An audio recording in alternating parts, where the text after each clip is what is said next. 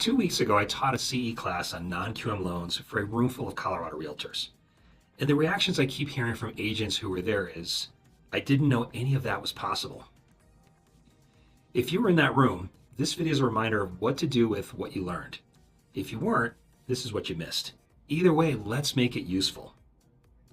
Here's the conversation I constantly hear from agents, and I heard it again in that class.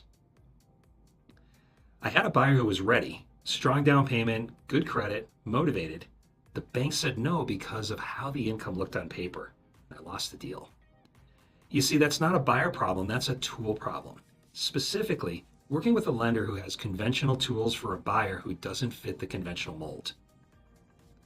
Self-employed buyers, investors, 1099 contractors, foreign nationals, these are growing segments of the market, and the agents who know how to serve them are the ones building practices that run year-round, not just when W-2 buyers are active. The non-QM conversation isn't about exotic loans, it's about not losing business that's already in front of you. Here's what the agents who left that class with a real plan understood. First, the 4 non-QM programs: bank statement for self-employed, DSCR for investors, 1099 for contractors, and foreign nationals for international buyers. You don't need to be the expert. You need to know enough to ask the right questions of your lender. That question is, my client doesn't have W-2 income. What are their options? If your lender pauses or says, let me get back to you, you need to find a different lender for that client. Second, identify the non-QM buyers in your current pipeline. Go through your active clients right now.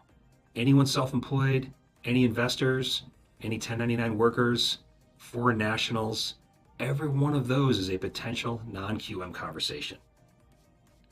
Third, stop disqualifying buyers before you call your lender. I hear this more than anything. I didn't think they can qualify, so I didn't pursue it.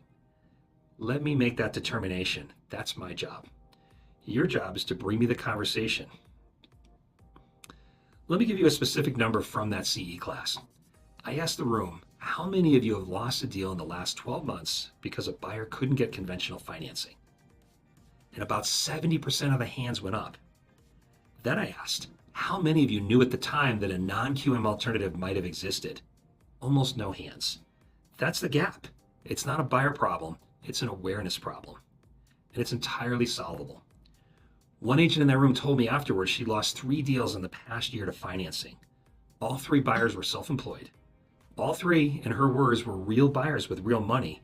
She just didn't know the tool existed. She left with the tool, and that changes the next 3 deals. The mistake agents make after a class like this, they file the information away and they wait for the perfect case to use it. There is no perfect case. Every non-QM situation is messy and specific and requires a conversation. What changes the outcome is forming the habit of calling your lender before you disqualify a buyer. Not after you've already told them no, before. That 5-minute call is the difference between losing the commission and closing the deal. Here's what I'd ask you to do this week. 1, look at every active buyer in your pipeline and flag anyone who isn't W-2 employed. That's your non-QM prospect list.